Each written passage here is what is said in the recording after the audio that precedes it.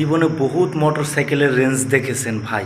এরকম রেঞ্জ কি দেখেছেন কখনো যে পানির উপর দিয়ে মোটরসাইকেলের রেঞ্জ দেওয়া হয়? যদি না দেখে থাকেন তাহলে এই ভিডিওটা আপনার জন্য। দেখুন ভাই, কি পরিমাণ গতিতে গেলে যে মোটরসাইকেলটা পানির উপর দিয়ে যেতে পারে।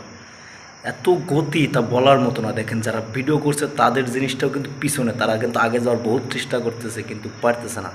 কি পরিমাণ গতি কিন্তু মোটরসাইকেলের হিসাব করার মতো না।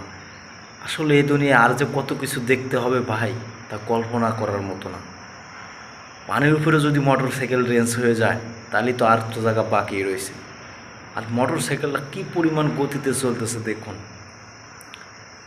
সাগরের মাঝে চলে গেছে মনে করেন, তারপরে কোনো থামাথামি নাই, যাইতে ইসে। আর ক্যামেরাম্যান তো মনে করেন পিছন দেখালি ঘুরতেছে মোটর সাইকেল দিয়ে ভিডিও করার জন্য। কিন্তু হে কিন্তু স্পিড বোট নিয়ে আছে, যে ভিডিও করতেছে সে কিন্তু স্পিড বোট। আর মোটর সাইকেলওয়ালা কিন্তু তার মতোতে সে চালাইতেছে মনে করেন 100 টান আছে মনে করেন 3 থেকে 400 স্পিড আমার মনে হয়। আপনাদের মনে কী কয় কমেন্ট অবশ্যই জানাবেন।